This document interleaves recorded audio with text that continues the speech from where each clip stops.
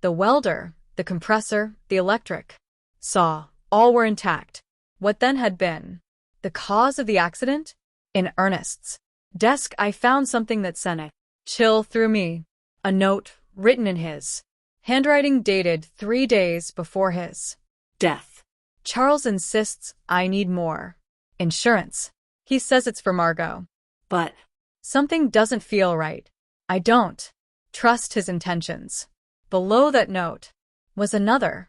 Henry brought me some papers to sign. He says there to modernize the shop, but I don't understand what it's about. Why all the hurry? My husband had had suspicions. He had intuited the evil intentions of our sons, but he had died before he could tell me. I kept searching and found an envelope sealed with my name on it. I opened it with trembling hands. It was a letter from Ernest. My dearest Margot, if you are reading this, it means something has happened to me. In recent months, I've noticed strange changes in Charles and Henry. They're too interested in our money, in the insurance, in us selling the house. Jasmine is putting a lot of pressure on them. Yesterday, Charles told me I should be more concerned about my safety, because at my age, any accident could be fatal. I don't know why, but those words sounded like a threat. I love you, Margot. If something happens to me, don't trust anyone blindly, not even our sons. The letter fell from my hands. Ernest had sensed his own death. He had seen the signs that I, blinded by maternal love, had ignored. That night, Charles came to visit me. He arrived with a bottle of wine and a smile that now seemed completely fake. Mom, I've been thinking about your future, he said, pouring himself a glass without asking if I wanted one. The insurance money. It's already in process. It'll be $15,000. How do you know the exact amount? I asked, finding innocence. Well, I helped Dad with the insurance paperwork. He wanted to make sure you had enough money to live comfortably. A lie. Ernest had never wanted to increase the insurance. According to his own note, he had been pressured by Charles. And what do you think I should do with that money? I asked carefully, watching his reaction. His eyes lit up with a glint that gave me a chill. You could buy a smaller, cozier house, or, even better, move into a nice retirement community where you'd have company and medical care. Henry and I could manage your money to make it go further. Manage my money. We just want to take care of you, Mom. At your age, it's easy to get scammed or make bad financial decisions. We know about investments, about business. We could triple that amount in a few years. Triple my money or make it disappear into their own pockets. Let me think about it, I said, trying to buy time. Of course, Jasmine said with her fake sweetness. But not too long. For your own good. After they left, I sat in my kitchen, shaking with rage and fear. My own sons, my flesh and blood, had not only murdered their father, but now they were planning to steal everything I had left. That night, my phone vibrated with a longer message than the others. Tomorrow go to the police station. Ask for the report on Ernest accident. There are contradictions you need to know about. The next day, I went to the local police station. Sergeant O'Connell, who had known Ernest for years, greeted me kindly. The report on your husband's accident, he asked with a confused expression. What accident, Mrs. Hayes? From his shop. When the machine exploded, the sergeant checked his files and shook his head. We don't have any report of an explosion at Ernest's shop here. In fact, we don't have any report of a work accident involving your husband. I felt the world sway under my feet. But my son said it was an accident at the shop. That's why he was in the hospital. Mrs. Hayes, your husband arrived at the hospital on Tuesday morning, but not from a work accident. According to the medical report I have here, he arrived unconscious with symptoms of poisoning. Poisoning. The doctors found traces of methanol in his blood, a quantity sufficient to cause blindness, brain damage, and eventually death. The hospital should have informed you of this poisoning. It hadn't been an explosion. It hadn't been a work accident. Someone had deliberately poisoned my husband. Why? Didn't anyone tell me this? I asked, my voice breaking. The immediate family, who signed the hospital papers, requested that the information be kept confidential to avoid unnecessary speculation. They said you were too emotionally fragile to handle the technical details. The immediate family, Charles and Henry, had hidden the true cause of Ernest's condition, invented the story of the explosion, and manipulated everyone, including me, to cover up a murder. Mrs. Hayes, the sergeant continued, if you suspect the circumstances of your husband's death, we could open a formal investigation. I had more than suspicions. I was certain that my own sons had murdered their father for money. That afternoon, Henry came home with a bouquet of flowers and the same fake smile as Charles. How are you, Mom? You look tired. Ai fine, Ilid. Observing his every gesture from a new perspective. I'm just thinking about the future. That's good. Charles and I have been talking. We think you should sell the house soon while it's fresh on the real estate market. Why the rush? Well, old houses lose value quickly and you need liquidity. Funeral expenses, pending medical bills, more lies. The funeral had been cheap, almost insultingly so, and there were no pending medical bills because the hospital insurance had covered them. Henry, I said, looking him directly in the eyes. You knew your dad didn't die from a work accident. For a fraction of a second, I saw panic in his expression, but he recovered quickly. What are you talking about, Mom? I went to the police station. There's no report of an explosion at your dad's shop. This time, the panic was more evident. Mom, you shouldn't be doing things like that. They'll confuse you. The grief is getting to you. The grief is getting to me, or you've been lying to me. He got up, abruptly spilling the coffee I had poured for him. I think you need to rest. We'll talk when you're calmer. He left quickly, but not before making a phone call from the porch, although I couldn't hear the words. The tone was urgent, worried. That night I received the most revealing message yet. They're coming together tomorrow. They're going to try to convince you that you're crazy, that grief is making you imagine things. Don't believe them and don't take anything they offer you to eat or drink. The mysterious messages. Prediction came true exactly as it had warned. The next day, Charles and Henry arrived together at my house, accompanied by Jasmine. They had expressions of exaggerated concern and a bag of pastries from the downtown bakery. Mom, we're so worried about you, Charles began in a sugary voice. The neighbors have told us you've been acting strange. Doris says you've been talking to yourself, that you aren't eating well. Doris had never said that. It was just another lie in their growing collection. Jasmine brought your favorite pastries, Henry added, pointing to the bag. And we made special coffee from that brand you like so much. I remembered the messages. Words. Don't take anything they offer you to eat or drink. It was possible that they were planning to poison me, too, just as they had Ernest. Thank you, but I already had breakfast. I said, keeping my distance. But Mom, Jasmine insisted with a smile that didn't reach her eyes. You need to eat properly. You've lost a lot of weight since Dad Ernest died. I've fine. repeated firmly. Charles exchanged a significant look with Henry. It was the same look they had shared at the hospital when the doctor gave us Ernest's prognosis. Mom, Charles said, sitting closer to Me.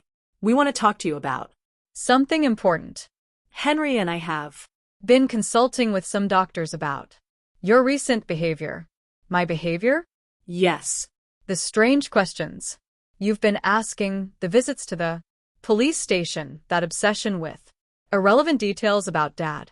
It's Normal after such a great loss, but it can be dangerous if it's not treated. Henry nodded gravely. We spoke to Dr. Albright. He says it's common for older people to develop paranoia after losing a partner, especially women your age.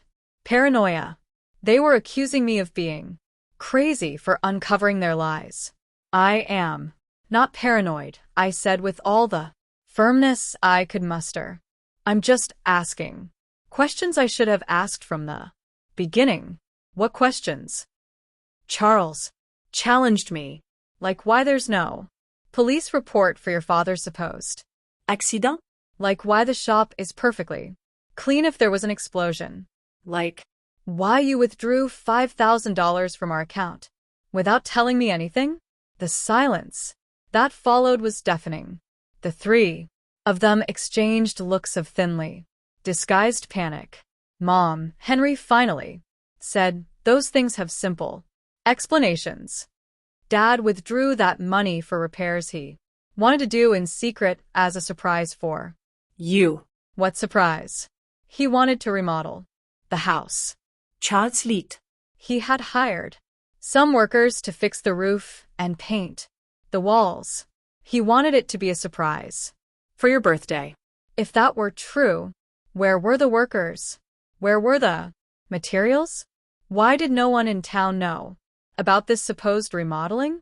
And About the police report, Charles continued. Not all work accidents require a report, especially when they happen on private property. More lies. Sergeant O'Connell had been very clear. Any work accident with serious injuries requires an official report. Mom, Jasmine intervened with a sweet but condescending voice. We just want to Take care of you. That's why we thought it would be best if you moved to a place with specialized medical attention. A Home, a specialized care home, Charles corrected, for people who are going through complicated grief. They have psychologists, nurses, activities to keep you busy. And in the meantime, Henry added, we can take care of selling the house, managing the insurance money, all those complicated things you shouldn't have to handle in your current state. There it was, the complete plan. Declare me mentally incompetent, put me in a home, and take control of all my money. First they had murdered Ernest for the insurance money, and now they wanted to steal from me. 2. And what if I refuse? I asked. Why would you refuse? Charles Asked with a smile that sent a chill through me. We just want what's best for you. because this is my house. This is where I built my life with Ernest. This is where I raised you. Mom, Henry said with an exaggerated sigh. You can't live in the past forever. Dad Is gone. You have to accept it and move on. I have accepted it, but that doesn't mean I'm going to give away my life and my money. The mask of concern began to crack on my sons' faces. Charles got up Abruptly. All right. If you won't listen to reason, we'll have to take more drastic measures. What does that mean? It means we can start a legal process to have you declared mentally incompetent. We have witnesses to your erratic behavior. We have testimony from doctors who confirm you're suffering from senile paranoia. Doctors? What doctors? I hadn't spoken to any doctors about my mental state. Dr. Albright already signed a preliminary report, Henry added. He says That based on our descriptions of your behavior, it's likely you need specialized care. A doctor who had never examined me, had signed a report about my mental state based only on what my sons had told him. How much had it cost them to buy that false evaluation? So, you can cooperate voluntarily, Charles continued. Or we can do it legally, but either way you're going to get the help you need. It was a direct threat. If I didn't hand over my money voluntarily, they would use the legal system to steal it from me. I need time to think about it, I told them, trying to buy time. Of course, Jasmine said, with her false sweetness, but not too much time for your own good. After they left, I sat in my kitchen, trembling with rage and fear. My own sons, the blood of my blood, had not only murdered their father, but now they were planning to steal everything I had left. That night, my phone vibrated with a message, longer than the others. Margot, this is Stephen Callahan, a private investigator. Ernest hired me 3 weeks before he died because he was suspicious of Charles and Henry. They poisoned him with methanol mixed in his breakfast coffee. I have audio evidence of their conversations, planning everything. Tomorrow at 3 o'clock in the afternoon, go to the corner cafe. Sit at the back table. I'll be there. At last, I would know who had been sending me those messages, and, more importantly, I would have the proof. I needed to get justice for my husband's death, but I also knew I didn't have much time. Charles and Henry had shown their hand. If I didn't act fast, I'd end up locked in a home while they spent the money that had cost Ernest his life. The war had begun, and even if I was a 66-year-old woman against 2 ruthless men, I had something they didn't. The truth. And the truth, sooner or later, always finds a way to come out.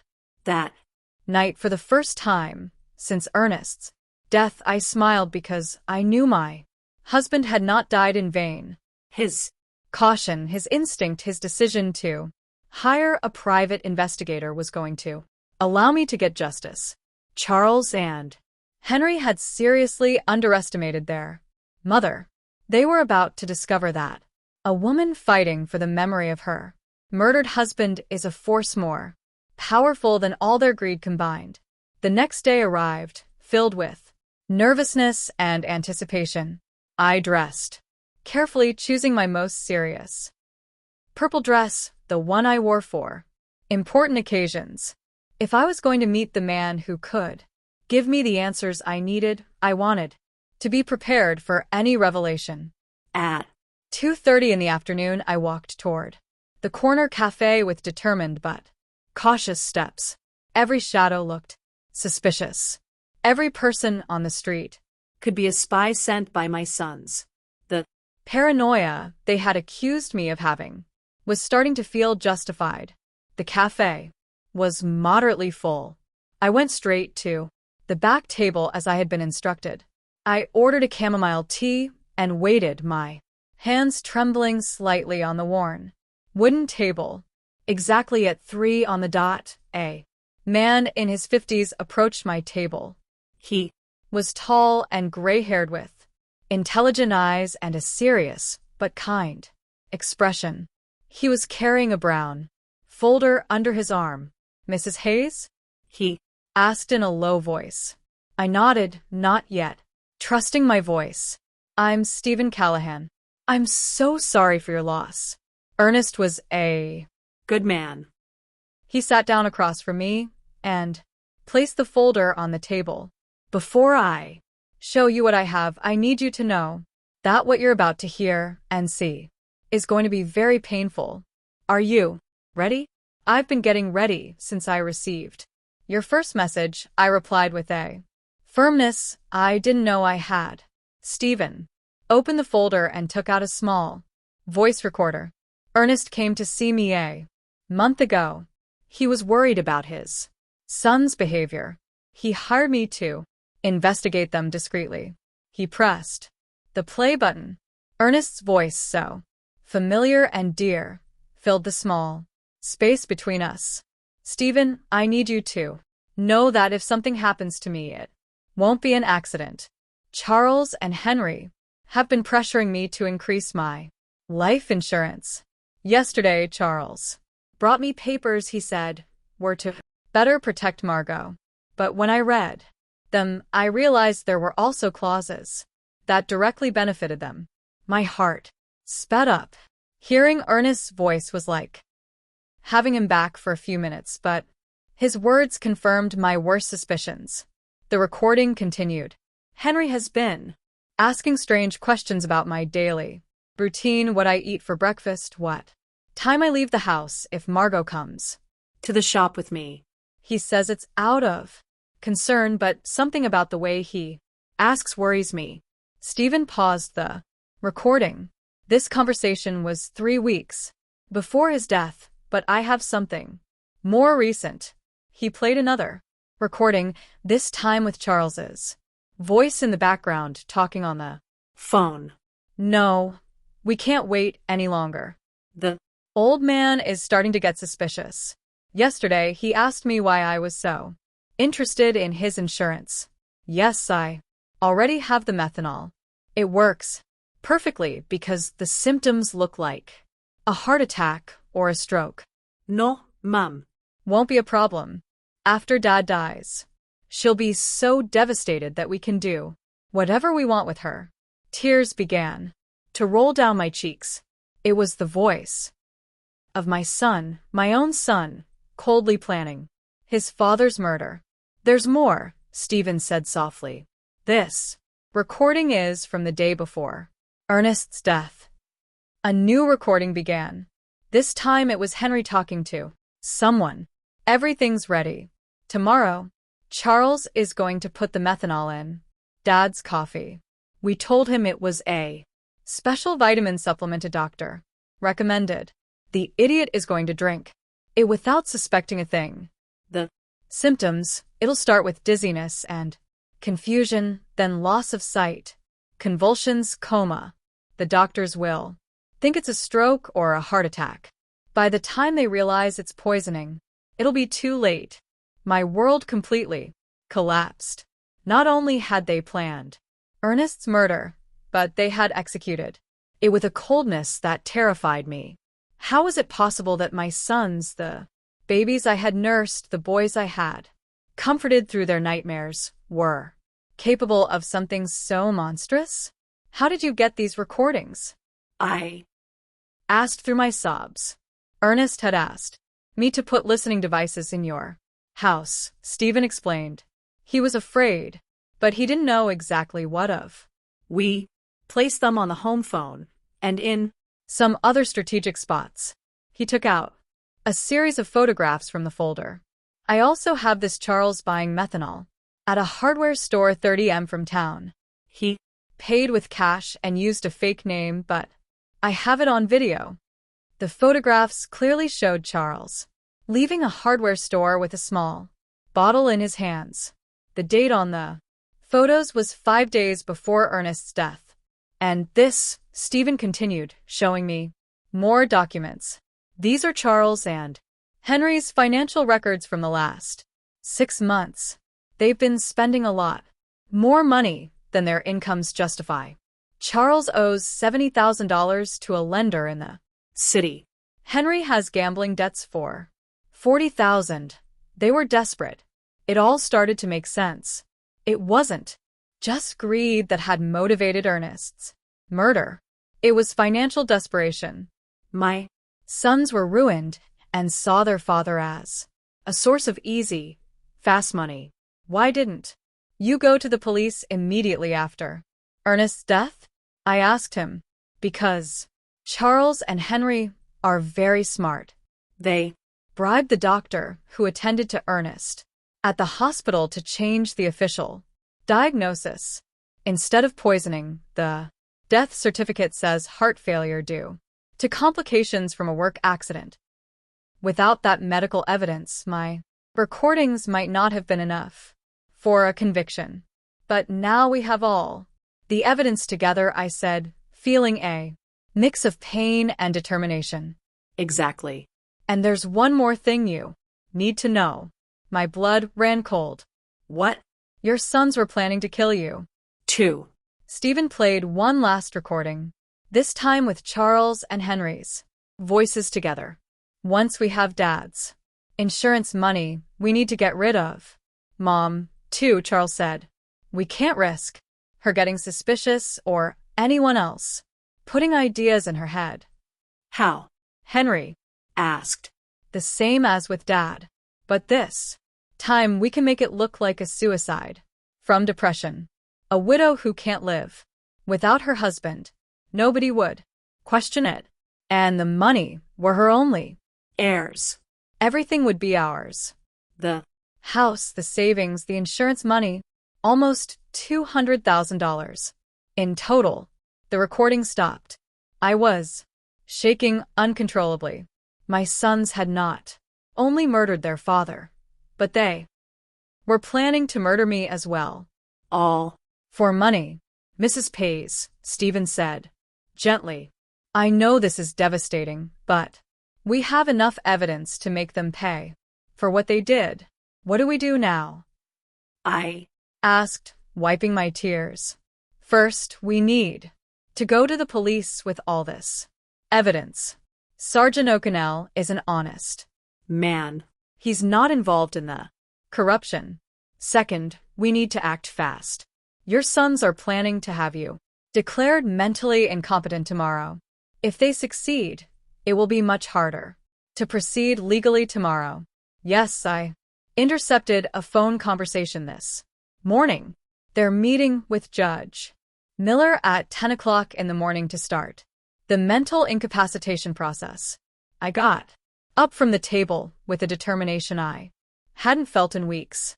Then we have to act tonight. Exactly, Stephen confirmed. But first, there's one more thing I want To show you. He took one last photograph from the folder. In it, Ernest was leaving a medical clinic I didn't recognize. 3 days before he died, your husband went to get a full medical exam at a clinic in the city. The Results show that he was perfectly healthy. There were no signs of heart disease. His blood pressure was normal. Everything was perfect. This Definitively proves that his death was caused by poisoning, not by natural health problems. That was the final piece of evidence we needed. Ernest had been a healthy man, murdered by his own sons. Stephen, I said, taking his hand. Thank you for keeping your promise to my husband. now. Let's get justice. That same night, Stephen and I went directly to the police station. Sergeant O'Connell was working the night shift that week, which was perfect for our purposes. When we arrived, it was 8 o'clock in the evening, and the station was relatively quiet. Sergeant O'Connell, I said in a firm voice. I need to file a formal complaint for the murder of my husband, Ernest. The sergeant looked at me with surprise. Murder, Mrs. Hayes? The death. Certificate says he died from heart complications after a work accident. The Death certificate is false, I replied, placing Stephen's folder on his desk. My husband was deliberately poisoned with methanol by our own sons. For the next 2 hours, Stephen and I presented all the evidence. The audio recordings, the photographs of Charles buying methanol, the bank documents showing the unauthorized withdrawals, Ernest's medical results proving his perfect health, and finally the recorded conversations where my sons confessed to both their father's murder and their plans to kill me. Sergeant O'Connell listened to each recording with an increasingly serious expression. when We finished, he leaned back in his chair and shook his head in disbelief. this This is monstrous, he murmured. are You sure you want to go through with this, Mrs. Hayes? Once we arrest your sons, there's no turning back. Sergeant, I replied with all the dignity I could muster.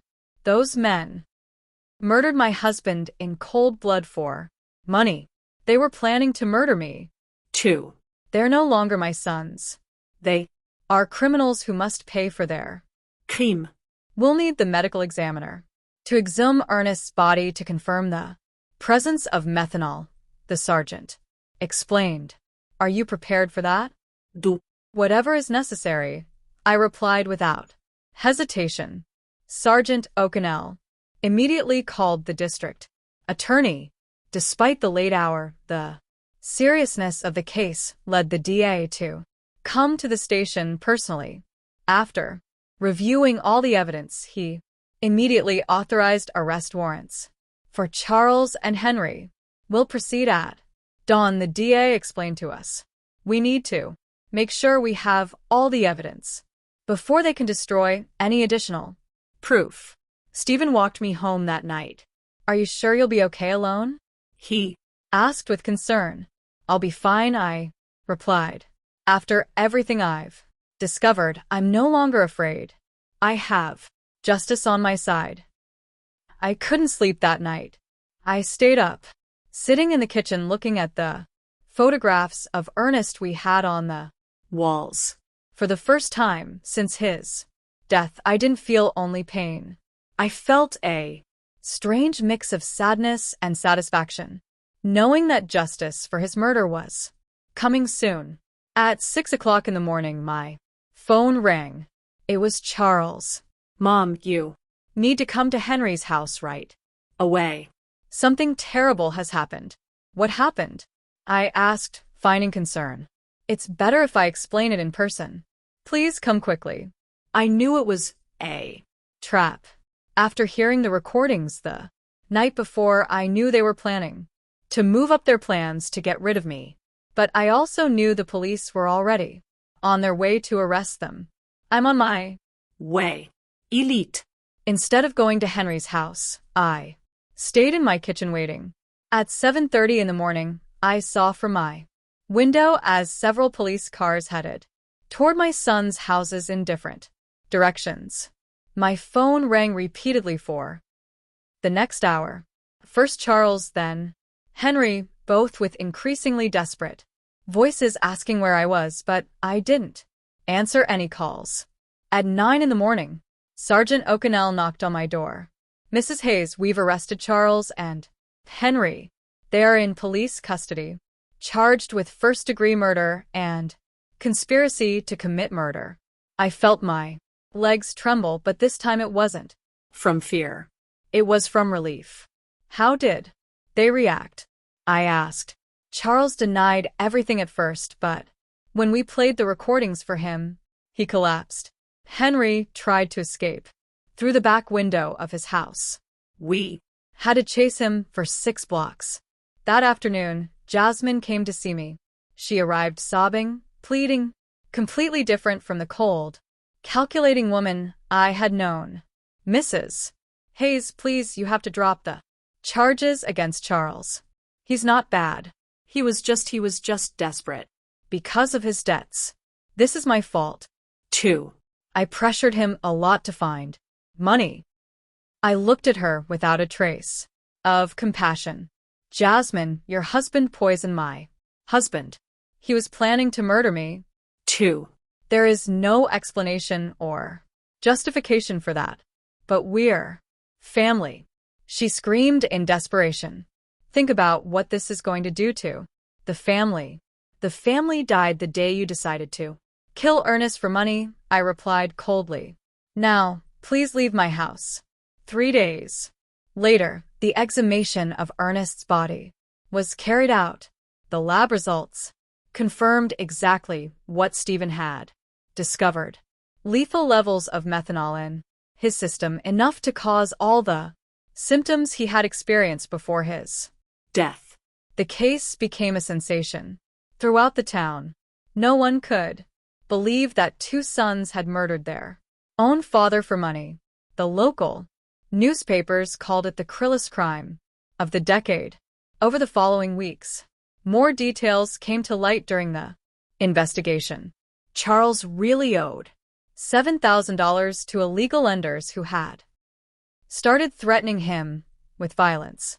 Henry had lost $5,000 in underground gambling dens and was also facing threats. They had seen Ernest's life insurance money as their only salvation. But their greed had led them to increase the policies so dramatically that it had aroused their own father's suspicion. We also discovered that the doctor who had falsified the death certificate had received $5,000 in cash from Charles. He Was also arrested for obstructing justice and falsifying official documents. Stephen explained all the details of the plan Ernest had made with him. Your Husband was smarter than his sons. believed.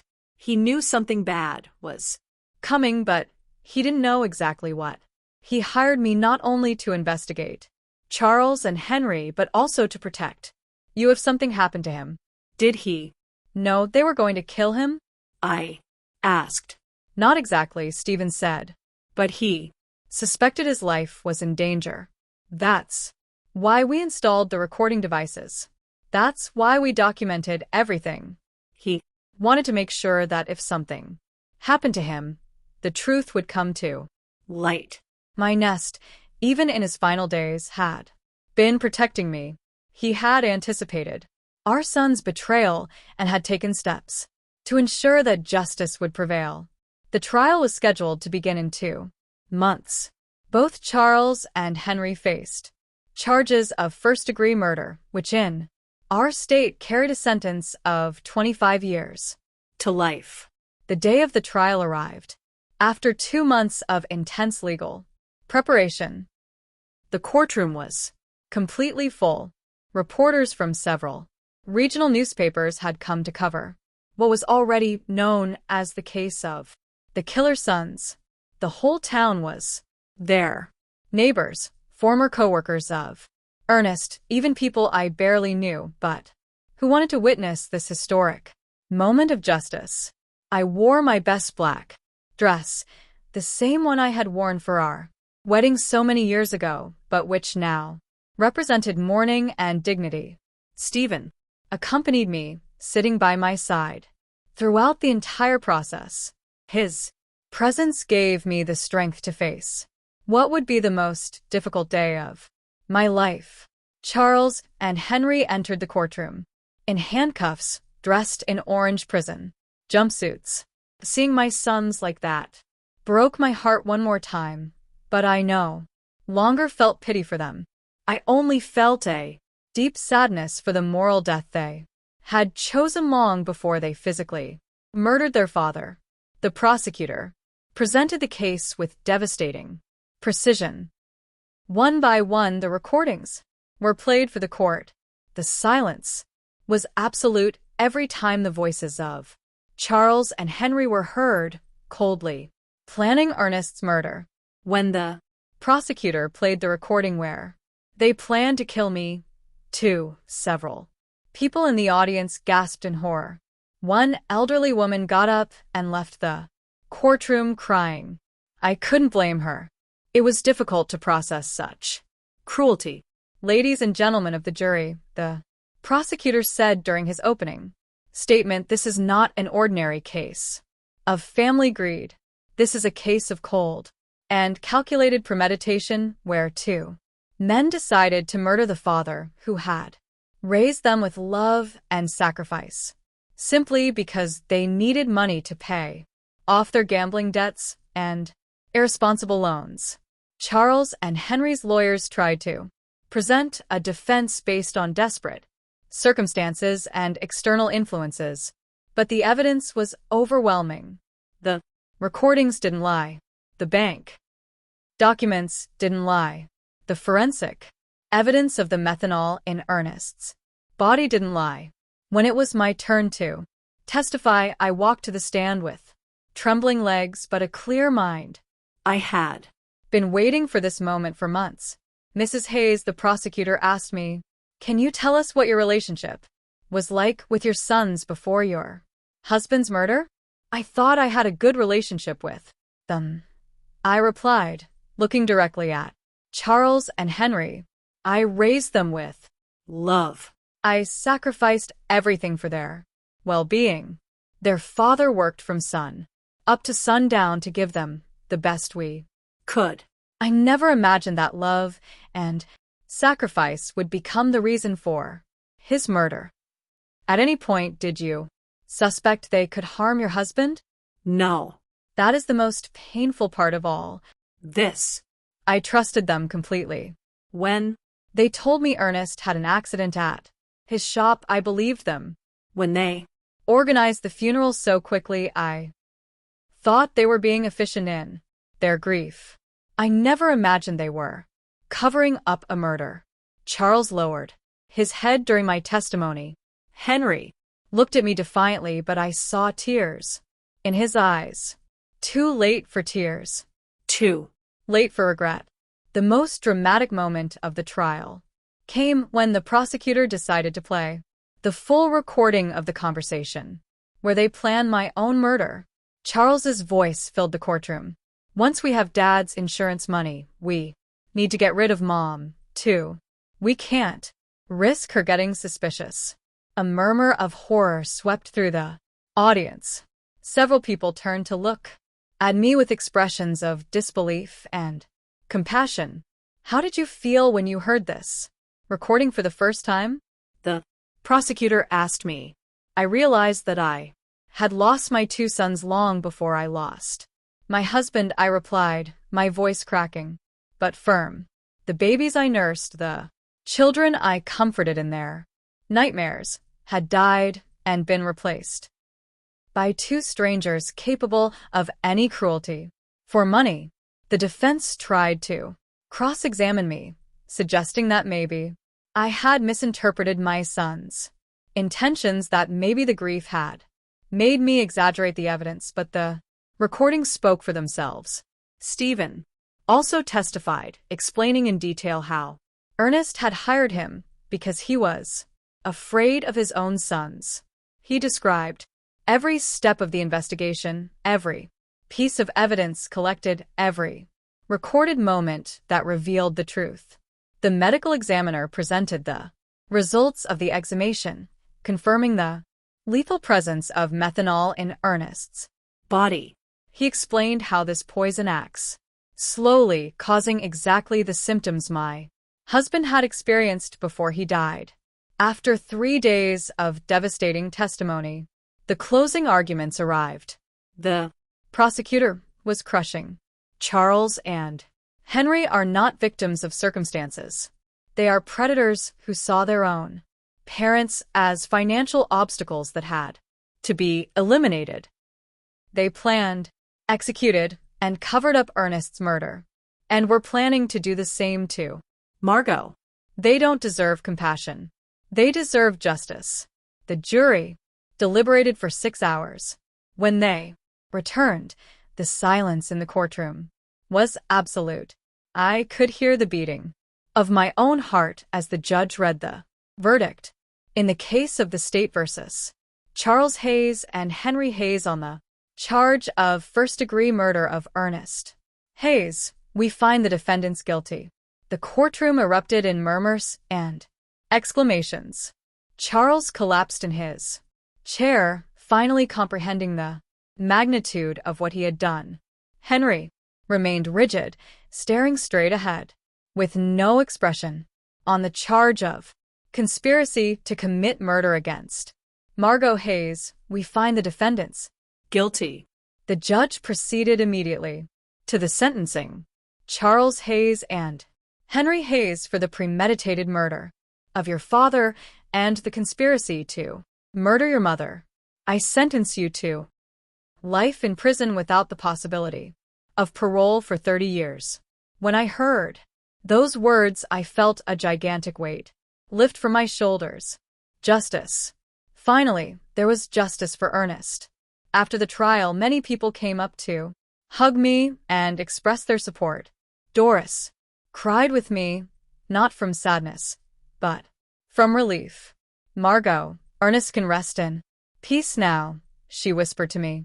That night, I returned to my house, which now felt different. It was no longer a place of pain and betrayal. It was my home. Again, the place where Ernest and I had been happy for 42 years. Stephen came to visit me a week after the trial. How Do you feel, he asked me, at peace? I answered honestly. For the first time since Ernest's death, I sleep soundly. I know he is resting because his death did not go unpunished. And the money, the insurance, the savings. I donated the life insurance money to a foundation for victims of family crimes, I explained. That money was stained with blood. I could never have used it. My personal savings are enough to live modestly for the rest of my days. 6 months after the trial, I received a letter in prison. Mail. It was from Charles. Mom, I know I don't deserve your forgiveness, but I need you to know that I regret everything. The money, the debts, the desperation. They blinded us. We lost all humanity. Henry and I destroyed the most loving family in the world for $5,000 that we didn't even get to enjoy. Tomorrow I will commit suicide in my cell. I can't live with what we did. Take care, Mom. Tell Dad we're sorry we were such bad sons. I didn't arrive in time to prevent his suicide. Charles was found hanging in his cell the next day. Henry, upon learning of his brother's death, suffered a complete nervous breakdown and was transferred to the prison psychiatric hospital. Today, 2 years after the trial, I live peacefully in my small house. I have converted Ernest shop into a garden where I grow flowers to take to his grave every Sunday. Stephen has become a close friend, visiting me regularly to make sure I'm okay. Sometimes the neighbors ask me if I miss my sons. The answer is complicated. I miss the children they were, but those children died long before Ernest did. The men they became were not my sons. They were strangers who shared my blood, but not my heart. I have learned that true family is not defined by blood, but by love, loyalty, and mutual respect. Ernest was my true family for 42 years. The friends who supported me during the trial are my family now. Justice did not bring Ernest back, but it gave me peace. And on quiet nights when I sit on the porch where we so often drank coffee together, I swear I can feel his presence, proud of me for being strong enough to do the right thing, even when it meant losing my sons forever. 5 years have passed since that terrible day in the cemetery, when I received the first message that changed my life forever. Today, I am 71 years old, and my completely white hair reflects all the storms I have faced and overcome. But my eyes, my dear friend Doris tells me, shine with a peace they didn't have before. The house where Ernest and I built our dreams is still my refuge. I have made some improvements with the money I had saved.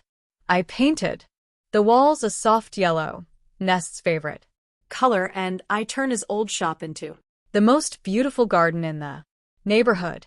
Red roses, white carnations, sunflowers that always seek the sun, just as he taught me to do. During our most difficult years, Stephen Callahan became more than just the investigator who helped me get justice. He became my chosen family. He comes to visit me every Wednesday afternoon, and we drink coffee on the porch while he tells me stories about his other cases. He sometimes asks me if I regret reporting my own sons, if it wouldn't have been better to keep the secret and live with the lie. Never. I always answer, the truth hurts, but lies kill the soul. The foundation I established with the life insurance money has become something bigger than I ever imagined. The Ernest Hayes Foundation for Victims of Family Crimes now helps dozens of families every year who have gone through tragedies similar to mine. We have psychologists, lawyers, and private investigators all working so that no other family has to suffer in silence what I suffered. 6 months ago, a 40-year-old woman came to see me. Her name was Ella Laner, and she suspected her brother had murdered her mother for the inheritance. Her story was painfully similar to mine. Greedy relatives, pressure to sell properties, strange behavior after the death. The foundation provided her with a private investigator, free legal advice, and psychological support throughout the process. When her brother was convicted of murder 3 months later, Eleanor came to hug me crying, "Mrs. Hayes, you saved my life. If you hadn't had the courage to report your own sons, I never would have had the courage to report mine." Those are the moments that remind me why all the pain I went through is worth it. Henry is still alive, though he is no longer the same man I knew. After Charles's suicide, his mind completely broke.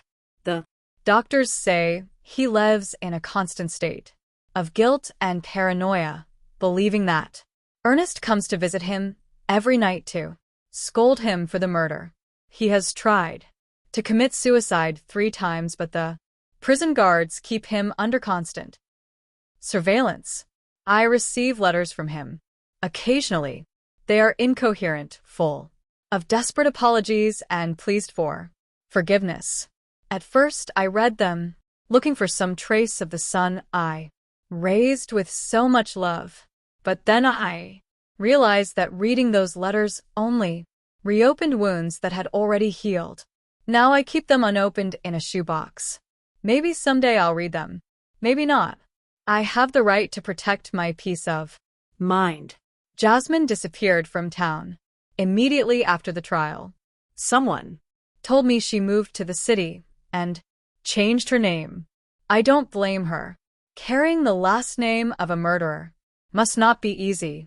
Sometimes I wonder if she knew what Charles was planning, if she was a silent accomplice to Ernest's murder. But those questions belong to the past, and I have learned to live in the present. The town of Spring Creek will never forget the case. It has become a local legend, a story that parents tell their children as a warning about greed and betrayal. Some see me as a hero, others as a cruel woman who sent her own sons to prison. I don't care what they think. I know the truth, and the truth has given me the peace I needed. My health remains surprisingly good for my age. The doctor says it's because I was finally able to free myself from the stress and sadness I was carrying.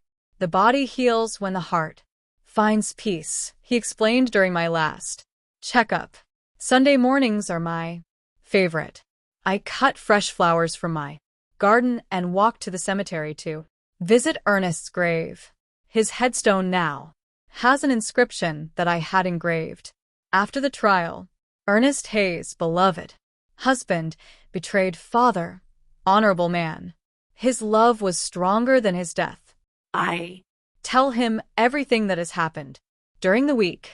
I talked to him about the foundation, about the families we have helped, about the thank you letters I receive from people who found justice. Thanks to our story, I swear I can feel his approval in the wind that moves the leaves of the nearby trees. Do you know what's strangest, my love? I said during my last visit, I no longer feel pain. When I think of Charles and Henry, I only feel pity. Pity because they had all the love in the world, and they chose hate. They had a family that adored them, and they chose betrayal.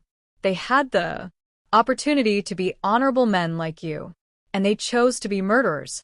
Last week, a reporter from the city came to interview me for a documentary about family crimes.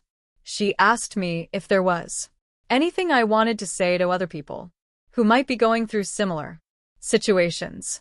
Family is not an excuse for crime, I replied. Love is not blind. Love with boundaries is true love.